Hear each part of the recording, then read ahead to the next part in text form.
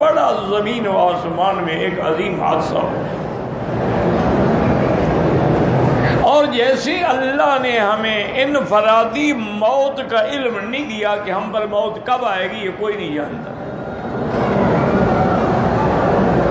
اور اس میں بھی اللہ کی رحمت ہے۔ اگر ہمیں پتا ہو کہ ہم نے کل مرنا ہے تو کل آنے سے پہلے آپ گویا کہ مر جائیں گے۔ یہ بھی اللہ کی رحمت ہے کہ اللہ نے ہم سے چھپا لیا ابھی کب مرنا ہے۔ آدمی کام کر رہا ہے موت آ گئی۔ اس لیے یہ ایسی چیزیں ہیں کہ جن کا علم اللہ نے کسی کو نہیں دیا ہے کہ آدمی نے کب مرنا ہے اور کہاں مرنا ہے۔ اسی طرح تاریخ میں آتا ہے کہ ابو المنصور ایک بادشاہ گزرے ہیں، انہوں نے خواب میں زیارت کی حضرت عزرائیل علیہ السلام جو ملک الموت ہے۔ جب زیارت کی تو ان سے یہ بھی پوچھا کہ اگر مہربانی کریں تو مجھے بتا دیں کہ میری موت کب ہوگی، میری زندگی کتنی باقی ہے۔ تو فرماتی ہیں کہ خواب میں ملک الموت نے ایسے اشارہ کیا اور اس کے بعد میری آنکھ کھل گئی۔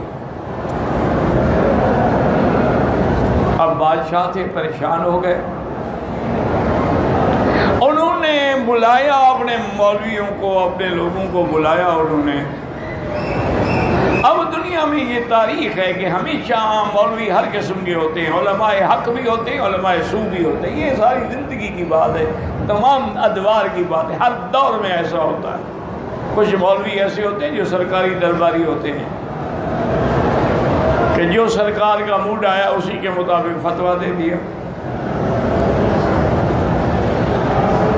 بس انہوں نے بادشاہ کو خوش کرنا ہوتا ہے۔ لیکن علماء حق بھی ہوتے ہیں جو کسی کی پرواہ نہیں کرتے۔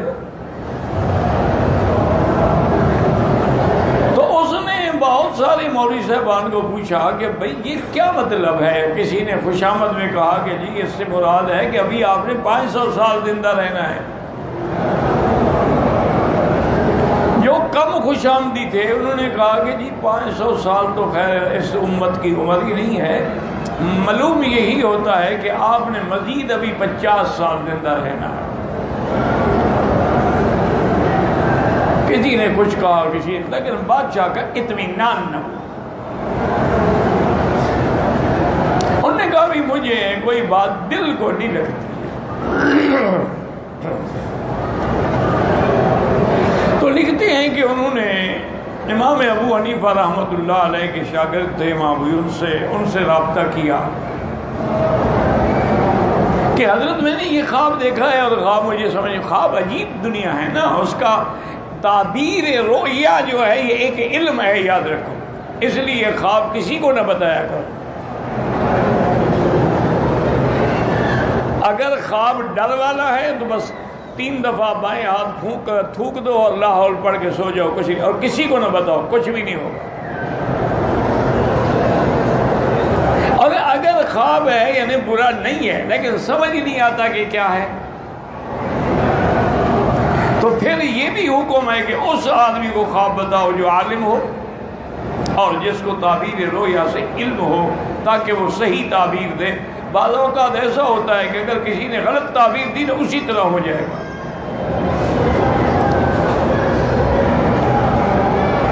باقاعدہ یہ حدیث میں موجود ہے کہ الرؤیا علی رجل طائر، خواب ایسے ہوتا ہے کہ جیسے پرندے کے پاؤں پہ کوئی دانہ رکھا ہو، اڑے گا تو وہ گر جائے گا۔ تو اس لیے اگر کسی غلط آدمی کو بتائیں گے تو وہ غلط تعبیر دے گا، تو کبھی ہو سکتا ہے کہ ایسے ہو جائے۔ انبیاء علیہم الصلاۃ والتسلیم میں اللہ نے یہ علم جو ہے حضرت یوسف علیہ السلام کو دیا تھا، اور حضور صلی اللہ علیہ وسلم کو بھی اللہ نے یہ علم عطا فرمایا تھا، اور حضور کے بعد پھر صحابہ میں سب سے زیادہ حضرت ابو بکر صدیق رضی اللہ تعالی عنہ کو اللہ نے علم دیا تھا۔ اور اسی طرح پھر تابعین میں بڑے بڑے لوگ پیدا ہوئے ہیں، جیسے محمد ابن سیرین ہیں، ان کو بھی اللہ نے تعبیر رؤیا کا علم دیا تھا اور انہوں نے اس پہ کتابیں بھی لکھی ہیں. وہ بہت بڑے معبر تھے، کیونکہ خواب بڑی مشکل چیز ہے. خواب کبھی جو آپ دیکھتے ہیں نا اس کے بالکل الٹ ہوتا ہے،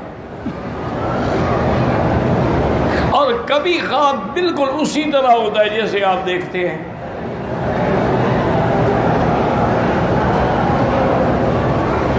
اور یہ بھی مسئلہ یاد رکھیں کہ ہر بندے کا خواب غلط ہو سکتا ہے. اللہ کے انبیاء اور رسولوں کا خواب کبھی غلط نہیں ہوتا، وہ وحی ہوتا.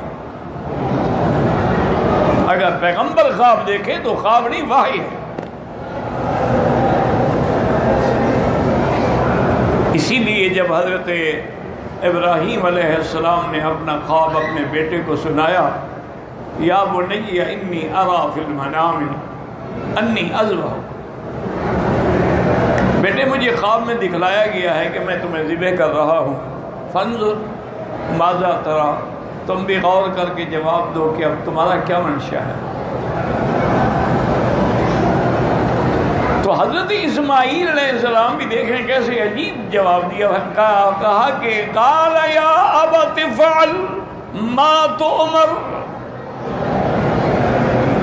ابا جان آپ وہی کریں جس کا آپ کو حکم دیا گیا ہے. اسماعیل علیہ السلام نے اشارہ کیا کہ تو خواب نبی کا خواب ہے، تو اللہ کا حکم ہے. باقی ذبح ہونا آسان نہیں ہوتا. ستجدنی انشاء اللہ من الصابرین، آپ مجھے صبر کرنے والوں میں پائیں گے. تو اب خواب تو یہ دیکھا، لیکن حضرت اسماعیل ذبح تو نہیں ہوئے نا. اللہ نے ان کے بدلے میں جنت سے مینڈا بھیجا، وہ ذبح ہو گیا، اسماعیل کو بچا لیا. تو خواب کبھی ایسے یعنی جو دیکھو اس کے الٹ ہوتا ہے. اور وہ قربانی اللہ کو ایسی پسند آئی اور ایسی قبول ہوئی کہ قیامت تک ہر مسلمان قربانی کر رہا. سنت ابیکم ابراہیم، تمہارے ابا ابراہیم کی سنت ہے. تو اسی طرح خواب بڑی نازک چیز ہے.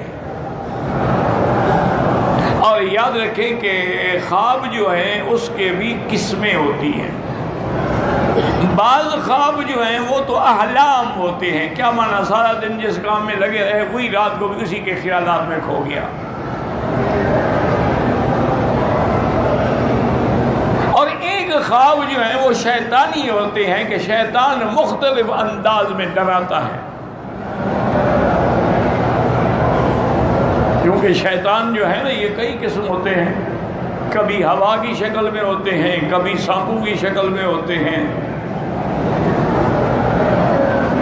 کبھی انسانوں کی شکل میں ہوتے ہیں،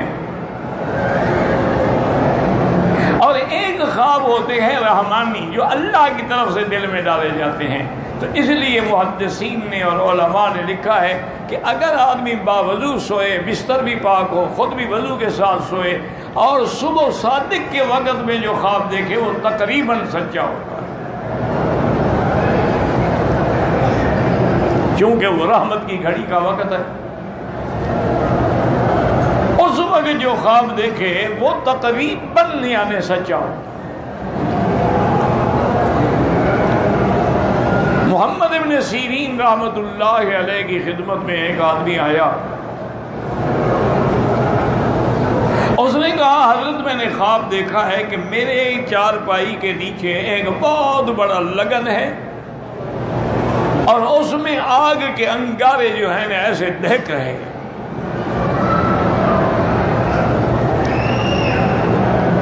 آپ نے فرمایا اچھا خواب ہے، تمہیں اللہ کی طرف سے کوئی دولت ملے گی،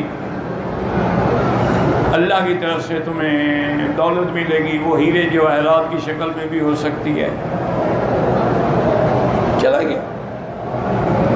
پھر کچھ عرصے کے بعد ایک اور آدمی آیا، اس نے بھی وہی خواب بتایا کہ حضرت میں نے خواب دیکھا ہے کہ میری چارپائی کے نیچے ایک بڑا لگن ہے اور اس میں انگارے دہک رہے ہیں.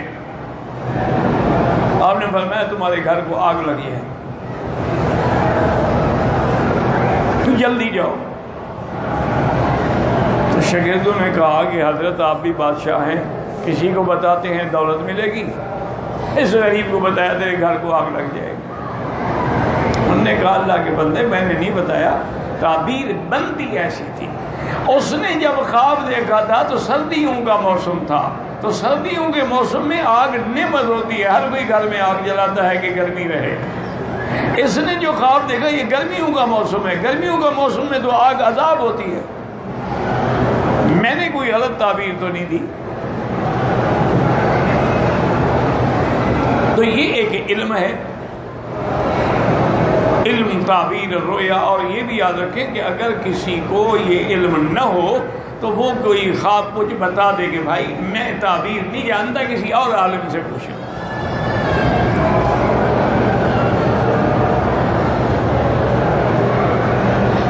اسی طرح حضور صلی اللہ علیہ وسلم کو خواب پسند بھی بہت تھے،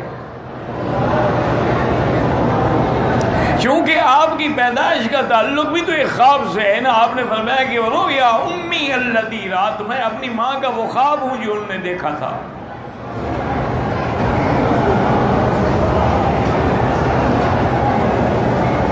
اور اسی طرح حضور فجر کی نماز کے بعد جب بیٹھتے تو صحابہ سے پوچھتے بھی ہر رات رویا اللہ، کسی نے خواب دیکھا ہے؟ جس نے دیکھا وہ آگے آ جائیں۔ اور جو آدمی خواب میں جھوٹ بولے نا وہ اعظم الفریت اللہ، وہ اللہ پر سب سے بڑا جھوٹ ہوتا ہے کہ خواب نہیں دیکھا ہو کیا میں نے دیکھا ہے۔ جیسے آج کل آپ کے پیر اور مولوی اکثر خواب دیکھتے اور جھوٹے ہوتے ہیں، وہ بتا رہا ہو، ان کا خواب بتا رہا ہوتا ہے کہ جھوٹ ہے۔ اب جیسے خواب دیکھا جائے کہ حضور پاک کی زیارت ہوئی، حضور پاک آئے، بڑے ناراض تھے، میں نے ان کی منت کی، پاؤں پکڑے، راضی ہوئے، انہوں نے فرمایا اب میں تیرے ادارے میں آؤں گا لیکن میری ٹکٹ کا انتظام کرو۔ ایمان سے کہے معراج پر ٹکٹ کس نے لے کے دی تھی؟ جب 7 آسمانوں کی سیر ہوئی۔ ایسے خواب تو بس کیا ہے، وہ لوگوں کو بیوقوف بناتے ہیں، جاہل لوگ معتقد ہوتے ہوئے سبحان اللہ سبحان اللہ، یہ حضور صرف ان کے گھر آئیں گے اور کہیں نہیں جائیں گے۔ اور حضور کی ٹکٹ کے لیے اس نے اللہ عالم لاکھوں چندہ کر دیا۔ حضور کے لیے ٹکٹ لینی ہے نا، پتہ ہے جہاز چارٹر کرنا پڑے گا، کیا ہوگا؟ انا للہ و انا الیہ راجعون۔ اللہ ہدایت دے، زندہ ہیں، اللہ ہدایت دے۔ اور اگر ایسے، چونکہ حدیث میں ہے کہ اعظم الفریہ، وہ آدمی سب سے بڑا جھوٹا ہے جو کہے کہ میں نے خواب دیکھا ہے اور دیکھا نہ ہو۔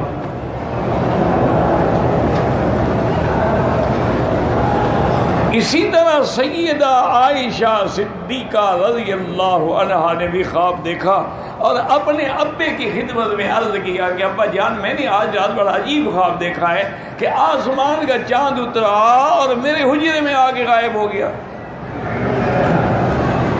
پھر دوسرا چاند اترا میرے حجرے میں غائب ہو گیا، پھر تیسرا چاند اترا میرے حجرے میں غائب ہو گیا۔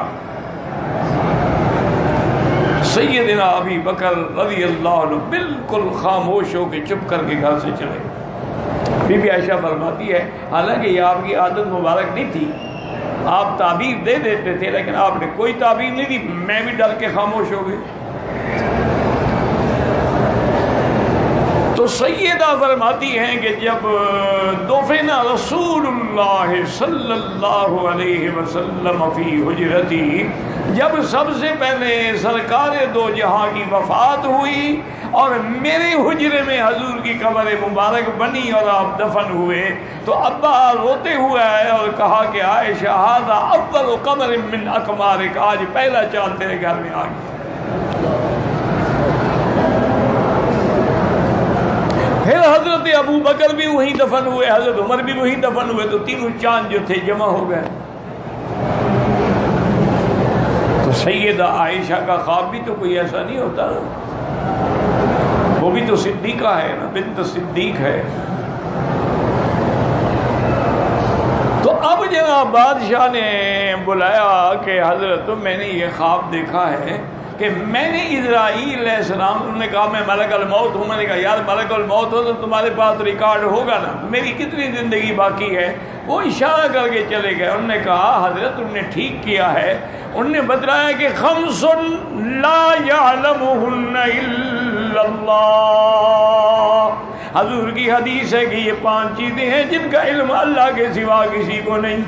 ان اللہ عنده علم الساعة وينزل الغيث ويعلم ما في الأرحام وما تدري نفس ماذا تكسب غدا وما تدري نفس بأي أرض تموت. اللہ نے فرمایا یہ 5 چیزیں ہیں قیامت کا علم اللہ کو ہے کہ کب ہوگی، کس تاریخ کو ہوگی. اور اسی طرح جو بارشیں اترتی ہیں ان کا علم بھی اللہ کو ہے.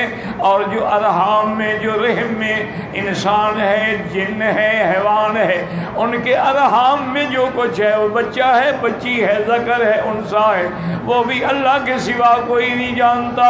وما تدری نفس ماذا تکسب غدا، اور کوئی نہیں جانتا کہ میں کل کیا کروں گا. وما تدری نفس بأي أرض تموت، اور کوئی نہیں جانتا کہ میری موت کس زمین پہ آئے گی. تم فرشتے نے تو اشارہ کیا ہے کہ بادشاہ سلامت یہ 5 چیزوں کا علم کسی کو ہے نہیں. جب علم نہیں ہے تو میں آپ کو کیسے بتاؤں؟ تو بہرحال یہ ہے کہ علم رویا جو ہے یہ بڑی عجیب سی بات ہے. اس کو اللہ تبارک و تعالیٰ کی طرف سے اگر رحمانی خواب ہو اور صحیح تعبیر مل جائے تو الحمدللہ اسی طرح ہو.